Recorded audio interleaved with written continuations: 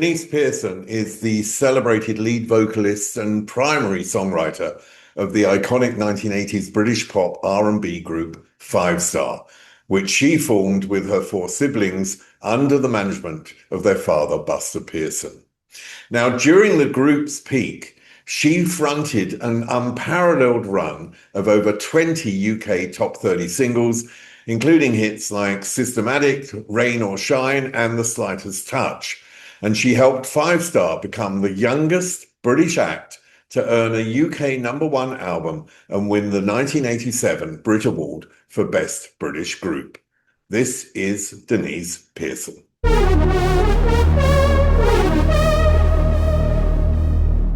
Well, Deniece Pearson, welcome. It's amazing to see you. You look amazing. And what I love is that you've been in the studio again. Yes. You have a great new single coming out, Like a Child.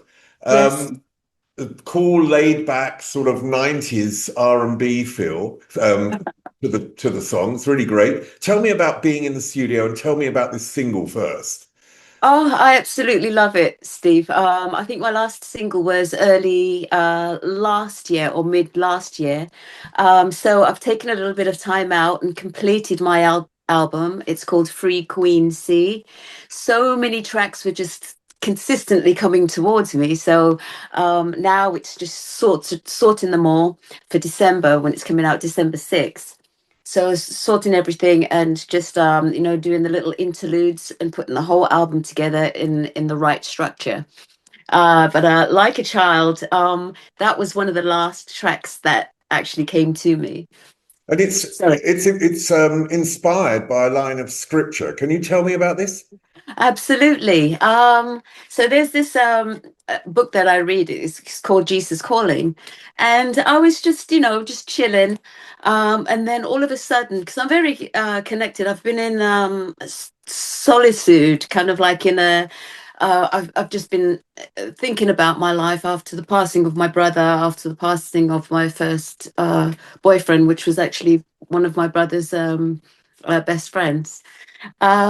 So yeah, I have this book called Jesus Calling. It was just sitting there, and then I was just going to chill for the evening, and then watching Netflix, just watching a movie, and then something told me, put on your music program uh, to put some tracks down. So I put it on, and then these beats started coming, and then this song came along, and my scripture, my book was there, Jesus Calling, and I just flicked through, and it just said, like a child, you could be like a child, you know. So I think it's very important in this day and age to be very positive, to choose to be positive, sweetie, because there's a lot going on in the world right now. But once we choose to change our energy and our thoughts every day, then I think it has a knock-on effect, with our friends and our family. And so that's the route I went. Yeah, and it just turned out you got to be like a child to get into the gates of heaven. I mean, you mentioned that your brother dying and your ex-boyfriend dying, Yes. and when you have people close to you that die, it does change you, especially if Yes. you were very close to them, and obviously you were. In Absolutely. what way do you think you've changed? Because when my mother died, it really did make a fundamental change in me. Yes, sweetheart. I think it puts everything into perspective. Like I've always wanted to do my or do my writing, do my production, because I've always been I've always got somebody else to do my production in Five Star. Dad had the musicians, and then it was, oh, I want to put this track on the album, but Doris has got that track on the album, and we're only supposed to put 10 tracks on the album, or Stead's got a track, or Lorraine's got a track. But now I have that freedom to produce, to write, and this is what this album is about. It's 100% authentically myself. And so yes, all the passings really do it. It made me go within myself and say, Denise, you know what? If this has always been your dream, so just get up and do it.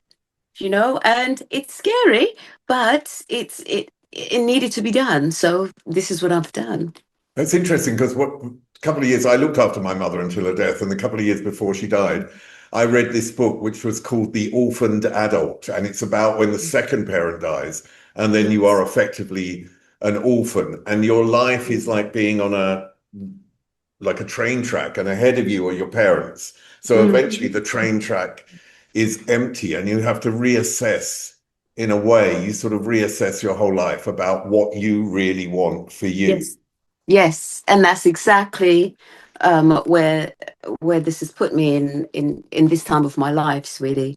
And I think it's there's always a reason for everything. I think everything has its flow. The universe has its flow, and life has its flow. And everything in God's time, I do believe. Although it hurts, in that hurt, you've got to find the positive. As an alchemist, I think I'm very an alchemist. I find the positive in a negative, so we see them situations. And so once we look at life that way, then I think it gives us a broader perspective on answers, what we really need to know, that guides us into the path that we're supposed to go. Do you think your belief system is rooted in your parents' belief system? Absolutely, sweetie. We used to go Sunday school, and Mum used to have a lady that came round, and Jehovah's Witness. Her name was Jenny. Lovely lady. I don't think she's still around. I don't think she's still around now, but she had very, very big eyes. And she used to tell us about the Bible, and it was like, oh, Mom, do we really have to sit here and listen to this? It's like, I want to go out and play. We were like 7 or 8. But Daddy always used to wear his cross, and Mummy, we had a very strong faith in our household over in Essex and in our lives. So we do believe that God provides. God always provides, and all of us are here for a reason, and all of us are special, and always all of us have something to give the world. Once we know it and once we believe it, that's the strongest part. Is mind over matter. It's the belief. I mean, your father was a musician, so I presume at home when you were very young, you Yeah, were surrounded by music, partially absolutely. from his life, and Yes. I suppose what they wanted to play. Can you sort of describe to me what sort of music was played around you at a very early age? Oh gosh, yeah. Daddy used to come in early morning with his reel to reel. This is the time in the times where you could carry them, sweetie. And so he carried it from the studio, he put it down, and he kind of like got everyone out of bed and say, "Hey, listen to this." And he'd just put the tape on, and then he'd play his song that he wrote and sang, and everyone was so excited. That's so great, Daddy. It's so wonderful. So that was the belief in our house. Daddy was very summary. Although it's nighttime, his smile just brought the sun in. You can accomplish anything if you put your mind to it and just have fun with it. And that was our household. We were surrounded by um, the Jacksons, J5, lots of Motown. My favorites were Randy Crawford, Crystal Gale, Smokey Robinson, Lionel Richie and the Commodores. And yeah, so there was a point where my dad wore many hats. He was a manager, he was a record distributor. So he had plenty of boxes of vinyls that we used to put on the record player and play and then, sing to. And I remember those boxes, and I did find that Smokey Robinson album in there when I was younger. Oh my God, I had the biggest crush on Smokey. So I'd kiss the album cover until the lips were gone. Your father, Buster Pearson, he played with Wilson Pickett, Otis Redding, Jimmy Yes, Cliff. yes. Was he particularly proud of what he achieved? I mean, before Five Star, was he proud of what he had achieved, and did he talk about it?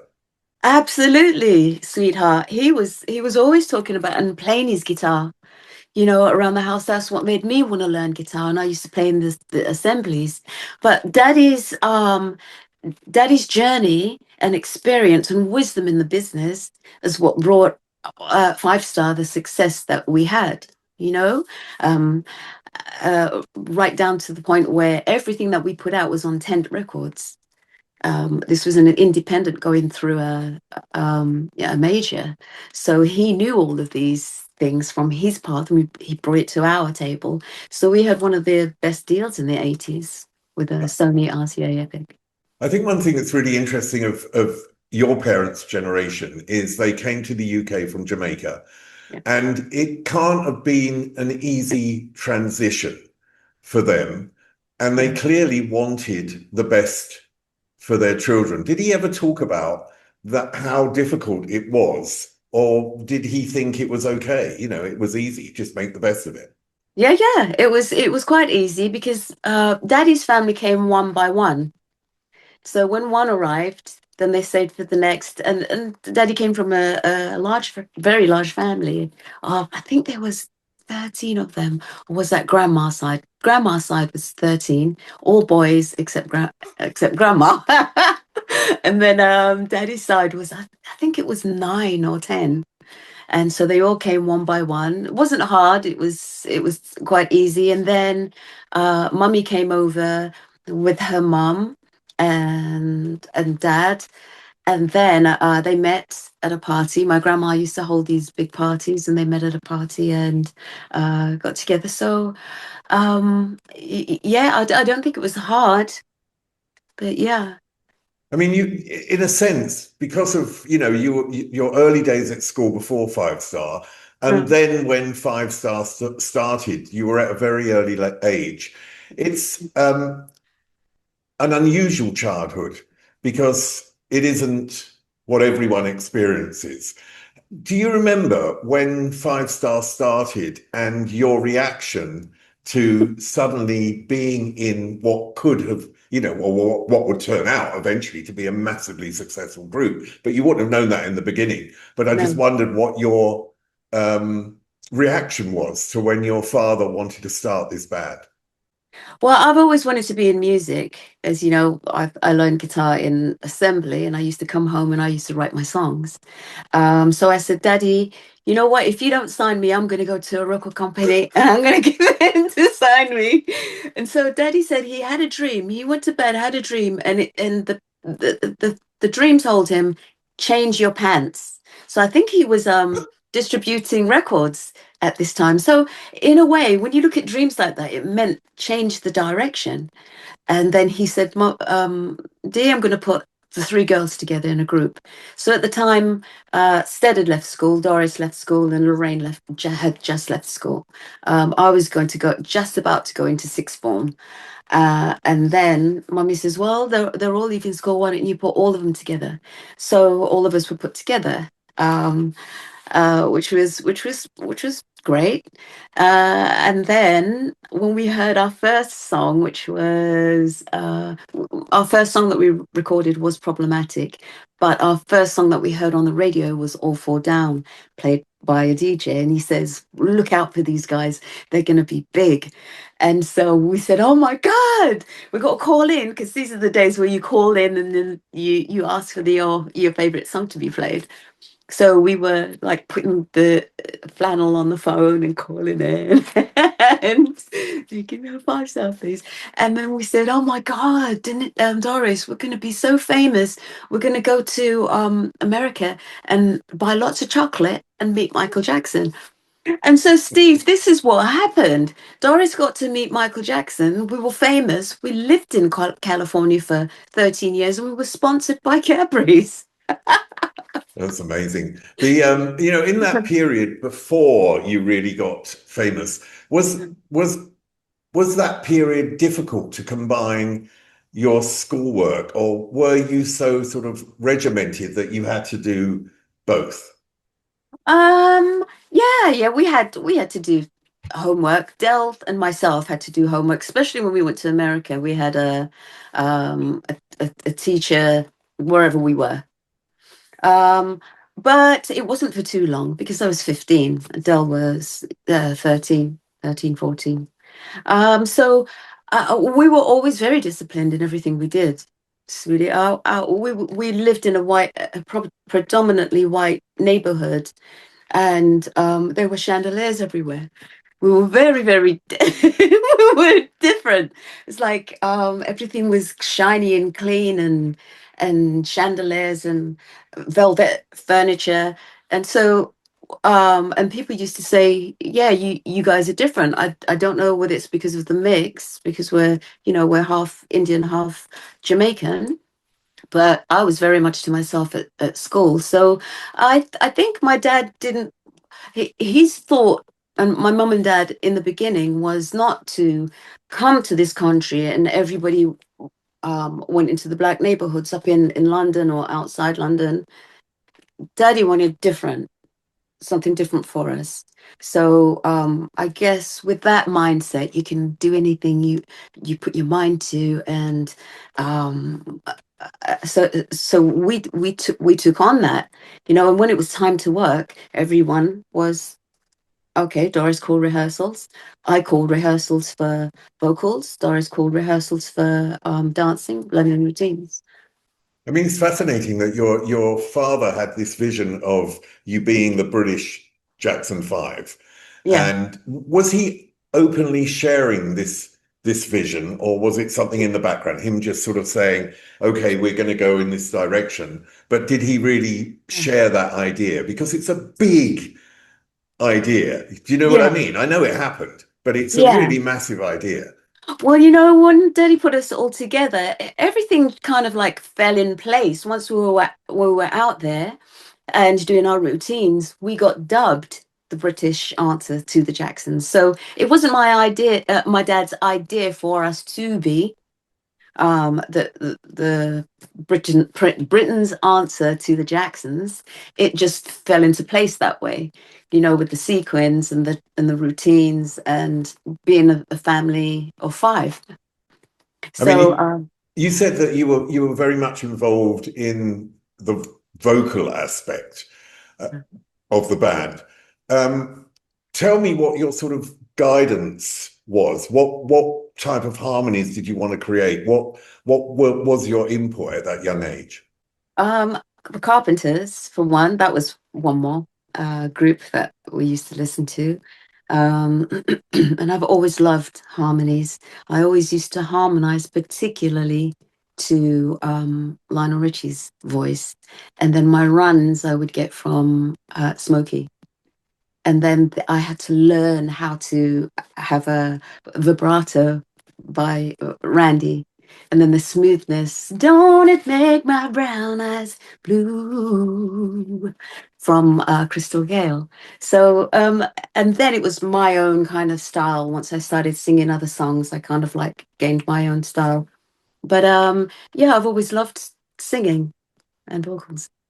It's amazing that you mentioned Karen Carpenter, of course, with her unbelievably angelic Oh, God. voice. And when you think of even artists like Madonna, cite Mhm. Karen Carpenter as a big influence. But interestingly about the Carpenters, and obviously I'm a little bit older than you, but it's saying the generation of knowing these artists in the 70s and seeing them on television, on British television, was that the Carpenters, I appreciate them today, but they were uncool in a way back then. So it's interesting that you saw through that uncoolness and could Yeah. see the actual talent. Yes. Yeah, but you can hear it though, sweetie. She sings with love in her voice, and everybody relates to love. It's energy, it's music. So once you sing, there are so many artists that they join the fad and then they're singing just for the fame, or they get in the auto tune, and you can tell somehow, if you're connected, you can tell it's not real because it's not connected into a wide audience. But Michael Jackson, he was singing since he was 5, and his songs connected with the whole world because he has a God-given talent. Whitney has a God-given talent. Mariah has a God-given talent. Celine has God-given talent. Carpenter's God-given talent. And those were back in the days where they used to get the groups together, the musicians and the singers, in one room and record one take. So all of that energy from each person was on that record, you know, whereas in the 80s it was all individual. Let's get the guitarist in, let's get that one in. But then again, in the 80s we had Paul Jackson Jr. on our tracks. We had Michael's keyboardist, Greg Fillinganes, on our stuff on Can't Wait. And so which wasn't really done in the 80s. It was the year of kind of like computer music, keyboards and electronic, more so that kind of music, but it has had a sense of love. So when you sing from your heart and soul, the love, everybody feels it, Steve, as you know.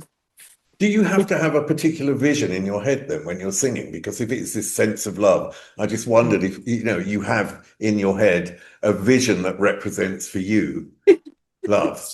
Yeah, it's sharing my gift with the world. You know, like Michael Jackson said when he was about 12, I don't sing it if I don't mean it, you know? And he's a little 12-year-old saying, I don't sing it if I don't mean it. So behind those words, you have to mean those words, you know? And I think about behind it all, the experience, when you sing those words, it comes through. So it makes it real for everybody. And when you make it real, then everybody feels the magic, connects everyone. I mean, no one really starts out and has, immediate massive success. And obviously problematic when it first came out, it didn't charted later. I just wondered how you dealt as a family with any disappointment. What in music? Well, Disappointment. no, I mean at the start when you were very young and the problematic when it was first problematic was first released. I presume there was an excitement around releasing a track. You must have been incredibly excited. But Yeah. the first release, there might have been a disappointment when it didn't chart. It charted later. And I Yeah. just wondered how disappointment was dealt with within the family of very young people in a group. Well, I don't think I was disappointed. We were so excited just to be in the studio, you know, to have the song and be in the studio. And then when we went in studio, I was still in school. So I was nearly coming up to taking my exams, and Dell was in school. So we were kind of distracted. We weren't looking for a hit. We were together as a group, and it was great learning the vocals and the routines. And then next came, I think it was Hide and Seek. And then we made a video, another video. I think we made a video for Problematic. Maybe we did. But for Hide and Seek, we did. I remember that animation. It was amazing, and being on set. So it was a gradual thing, sweetie. You know, from recording those songs in studio, and then we had the Let Me Be the One, and then the All Fall Down, and the All Fall Down on that video set, and the blue jumpers with the five. And it was like, oh my God, everybody loves it. And it's going to be a hit. That's when it really kind of like started. Awful And Down was a hit in the States, wasn't it? It got into the dance charts in the States. That must have been an incredible moment. There's this British band, which is, like wanting to achieve a similar thing to the Jackson Five. And the yeah, Jackson Five obviously having hits all around the world. And there you are having a hit in the biggest market in the world. I know. It's so amazing. It was like, oh, and that's when the Michael Jackson things came, because we weren't allowed to have sweets. And that's why I said we can buy lots of chocolate and we can meet Michael Jackson, because Doris was just so like, I'm going to marry Michael. And Lorraine loved Michael. But yeah, this is what we were thinking. And I think it was a house full of virgins, Steve. So teenagers. So the energy that was, and the thought was pure. Five people, it was a bunch of people, seven people, all thinking, oh my God, we're going to be famous. So I do believe 100% in manifestation. And I think we all manifested that. Did you get treated differently at school when you started out? Because, kids can be jealous, They can be supportive, but rarely, I think. Kids, they sort of look at someone else who's got more and they probably want it. Yeah. I understood. I was a loner. I had one, maximum two friends, and there were two girls, Michelle Frost and Amanda Daniels. I still remember the names because those were the friends I had at school. I wasn't very popular. I was very quiet. I never used to speak. Um, and then we did the Russell Harty show and the Top of the Pops, and they're like, "Oh my God, look at Pearson doing the robot on the Russell Harty show." And so, yeah, I signed a couple of autographs going back to school, and it did make me a little more popular. But that's when I was kind of like on the verge of kind of leaving. Dell was still in school. Yeah, I gained a little bit of popularity. Okay, don't go away. Just time for me to ask you to please like, subscribe, make a comment, watch the other videos at popthehistorymakers.com, and just basically enjoy this podcast. Okay, back to Deniece.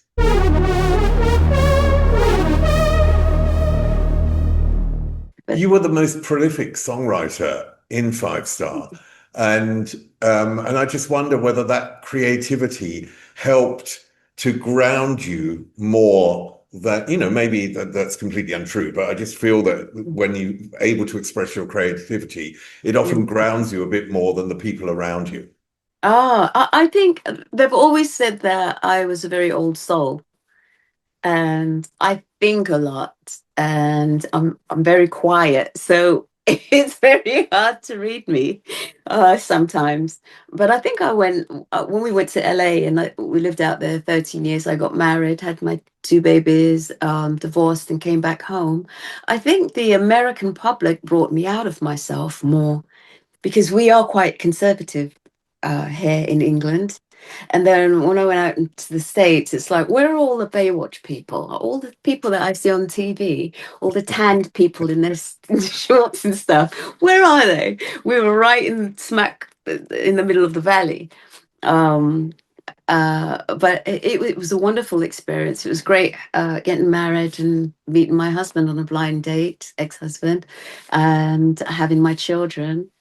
Uh, and then coming back home. So the American people are wonderful. They just strangers coming up to you, sweetheart, and just talking to you. How are you? You having a great day? And then they just make conversation. So that kind of like there's a reason for everything, just like I said. So I came back here, and now I can do interviews on my own. Back in the day, you never saw me or you never heard me speak. I never wanted to speak. It was either Doris or Lorraine. Dale lost it sometimes, but Lorraine spoke for the group and mostly Doris, and I was just always sitting there. Was that because you were shy, or was that because it was sort of a protection, or was it because you weren't allowed? No, I was allowed. I just didn't want to because at school I didn't want to speak because everybody was joining their words like that. We went to school in Essex, Dagenham, and I didn't like the way they spoke like that. And I thought, I'm not going to speak. So I separated all my words. So I was speaking like that, like that. And I thought, I really must sound silly, so I didn't used to speak in the interviews. And I didn't have the confidence. Back in the day, it was quite safe because when we performed our songs on TV, it was always full playback until the Americans came in, told the Pops they were on live mic. That was safe for me. I mean, it's really fascinating that, the Five Star, there were 3 years between 85 and 88, four top 20 albums, 15 top 40 singles in the UK. I mean, an amazing run of success. And obviously a sort of catapult into the stratosphere of fame. And I just wondered whether you actually enjoyed that period of fame or found it difficult in any way. I think with a household, we moved from Essex out to Berkshire, just round the corner here, into Sunningdale, great big house. Um, it was fantastic because people weren't knocking straight at the door; they were standing at the gate, and the whole of the world knew who Five Star was. Um, it, it, it, it's been an amazing journey. A lot of discipline, Can't leave your house. We never left the house without makeup. Anytime we went out, we were with the security guard.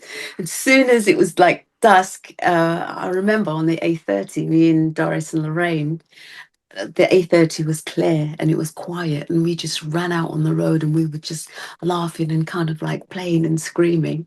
And then with my Lamborghini in the driveway, Lorraine's Ferrari and Doris's Mercedes, Daddy's Rolls Royce, Mum's Range Rover, Dell's Porsche, and Stead's S-Class Mercedes, just sitting there, and that was the only time kind of like we just opened the gates and went out and just played.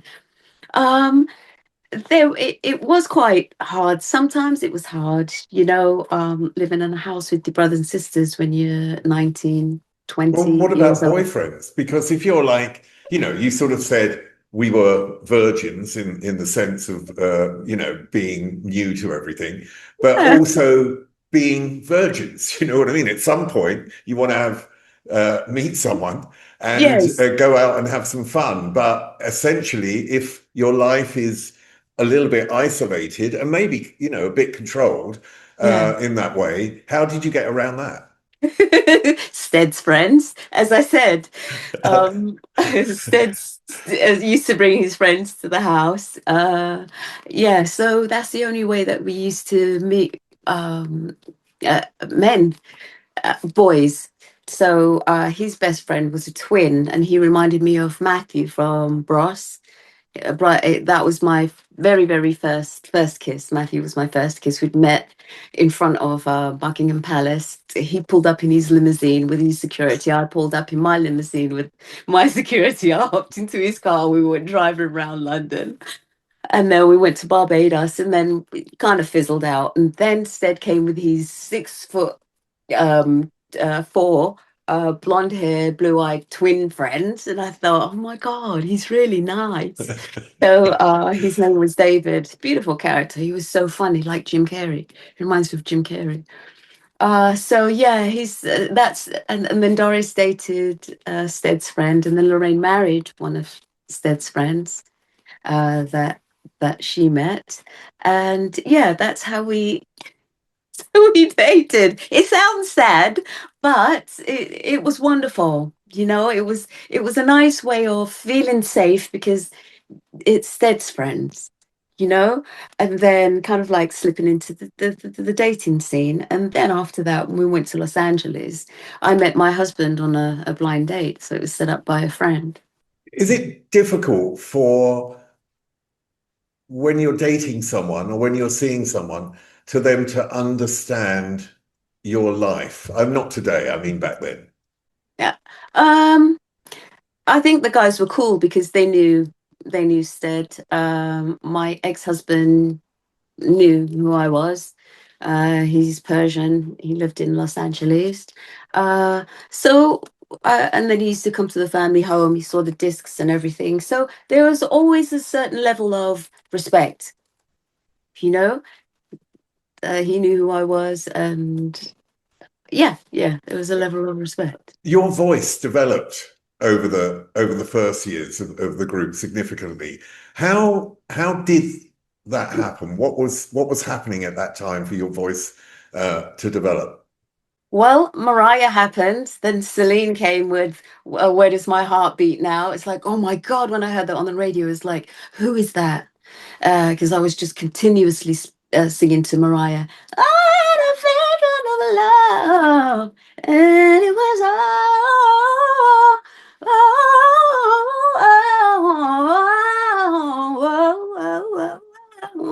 all that you, with the runs, and then you got Celine, you're here, nothing I fear, with the high notes, and then you got Whitney with the. So uh, there's going to be some videos that I'm going to be posting. That's how I practice my vocals.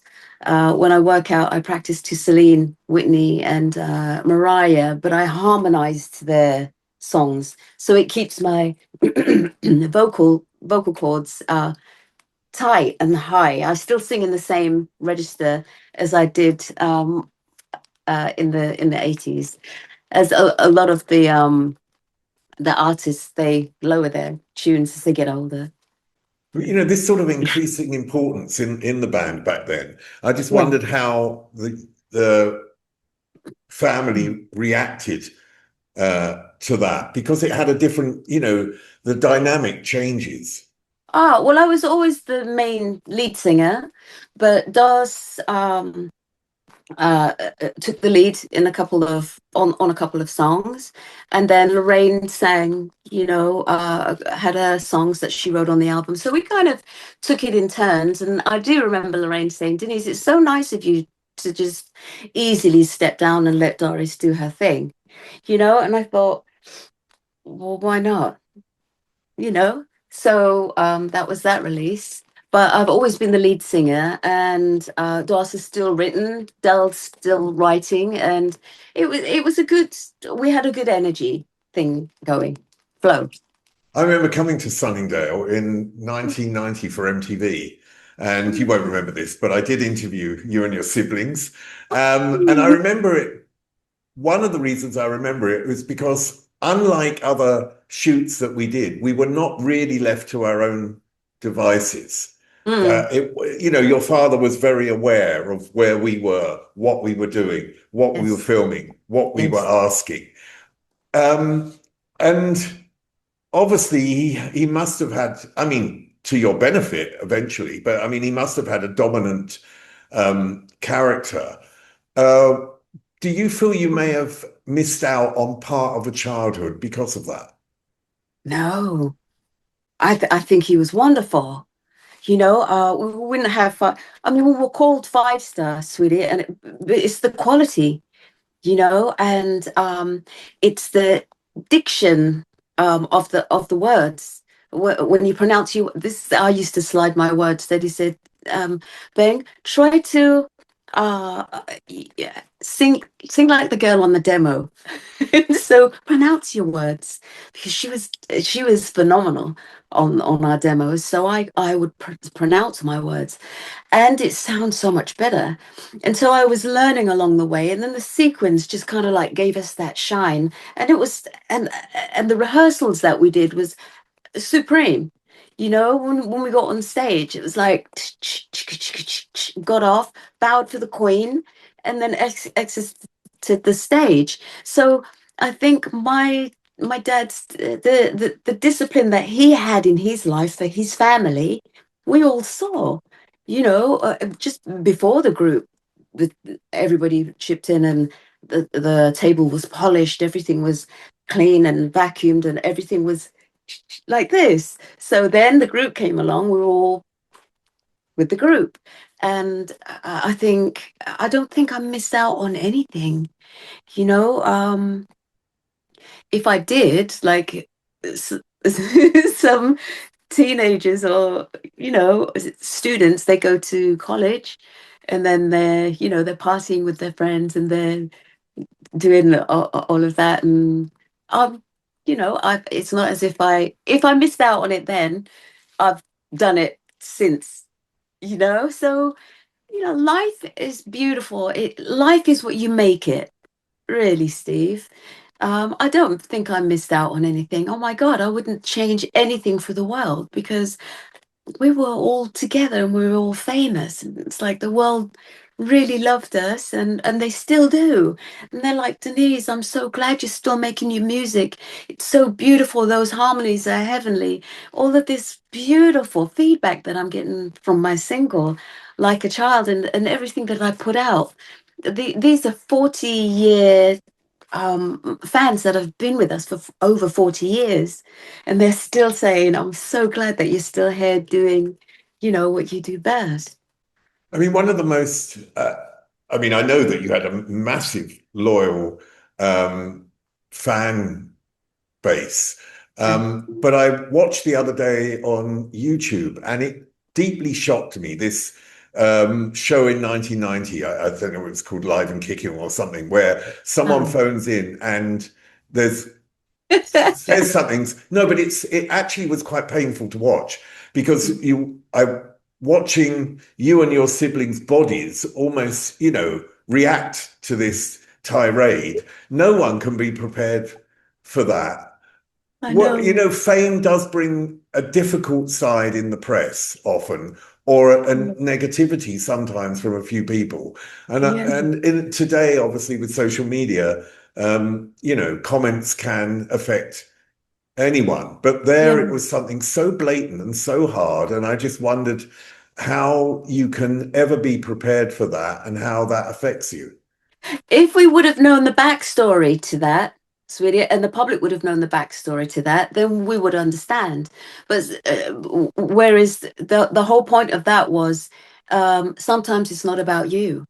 Because Elliot, his name is Elliot, uh, he was a five-star fan. So just it was going live. So the calls were live. So just as he went on air. Say your question, please. His dog, I think it was his sister, let his dog out of the front door, and the dog's not supposed to go out. So he was unhappy about that. And so, just like you said, it was a blatant remark. That's why he said it. Well, why a five star? So, because he was put into a situation.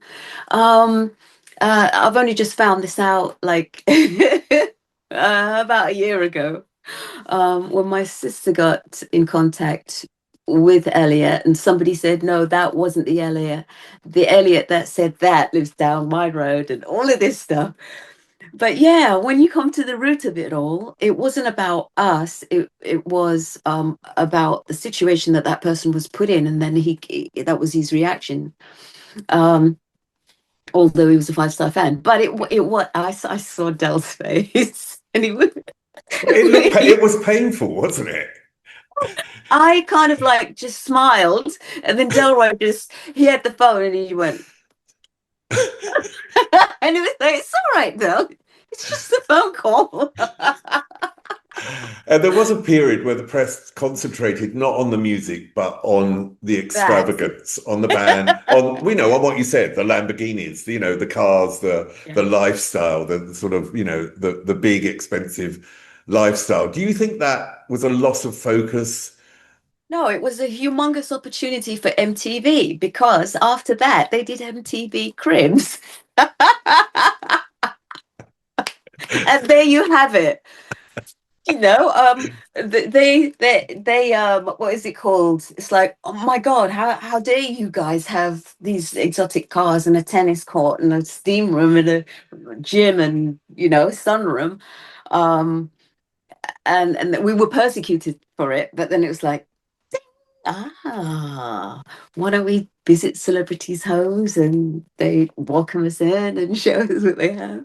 And so there's always a positive to a negative.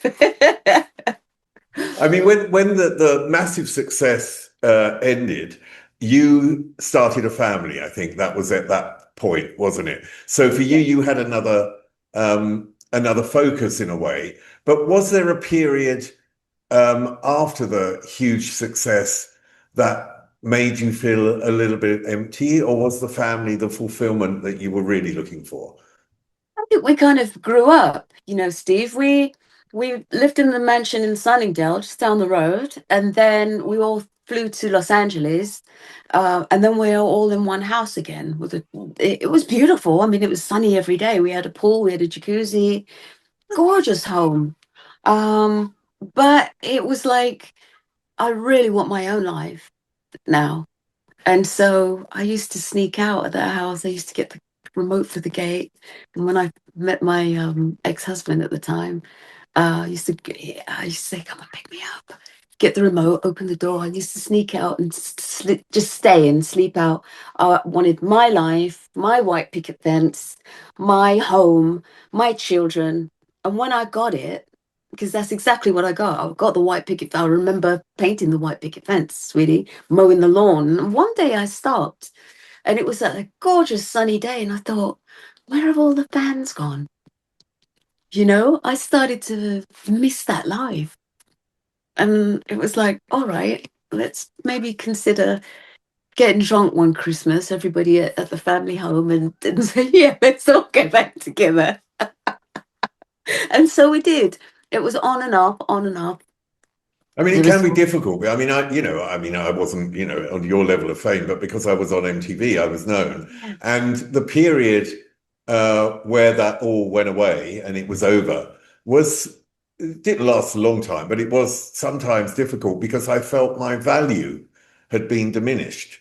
mm, Um, and and so I sort of been through that, and it's then you get, and of course you're continually recognized for yeah. something you no longer are. Do you see what I mean? Oh, So uh-huh. that period for me was sort of difficult because I was still MTV, although I wasn't Yes, MTV and yes. no longer really identified with it.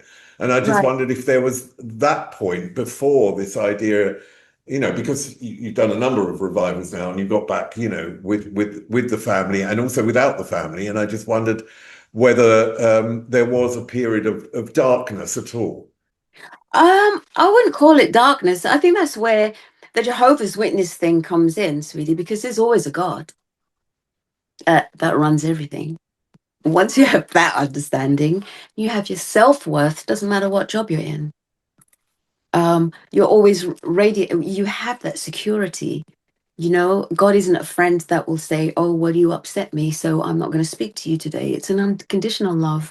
And once you have that rooted in your soul, that you have that stability, you can go anywhere and know that you're loved, you know, whether you're on TV or whether you're helping down at a charity shop. You do it to the best of what you've learned and be nice to people and be kind to people because I think we're all connected. And at the end of it all, Steve, we're all connected and helping each other and just being there for one another, giving our energy, sharing our energy, giving money or just giving help. That's what life is about. It's not just about being, I mean, the fame, we got to share our gifts that were given to us. We made a lot of people happy. The stories that they say, you guys were on TV and if it wasn't for you guys, I wouldn't have gotten through this period of my life, and that is so worth the journey, and so I think that's the reason why we all came together. Daddy had that dream.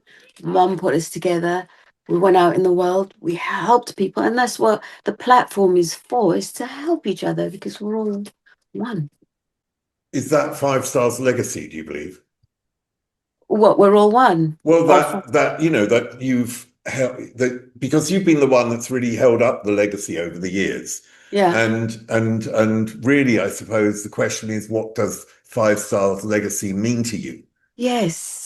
Unity and love, I think, sweetie, because the royal family always wanted us because we were clean cut, we were a family, and we were always on the royal varieties.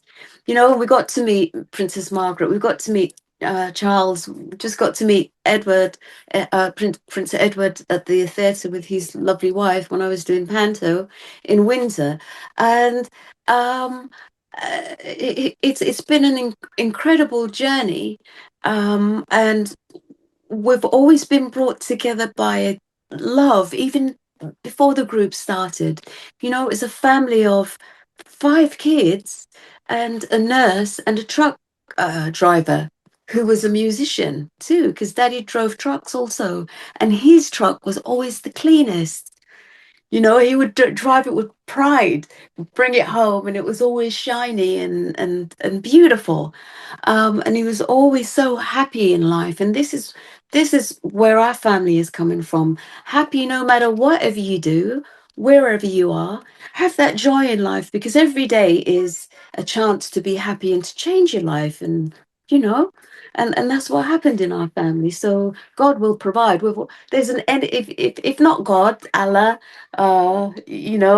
Buddha, or so many names for one entity that we all belong to. Just find Well, that happiness inside. Yeah. well, Deniece Pearson, I want to thank you for your contribution and, of course, Five Stars' Yeah.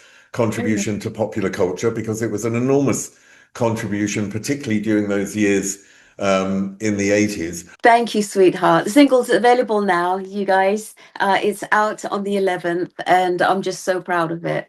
Enjoy, and thank you for having me so much. Up there is an interview I recommend. down there is where you can find all the podcast interviews, and here is where you can connect.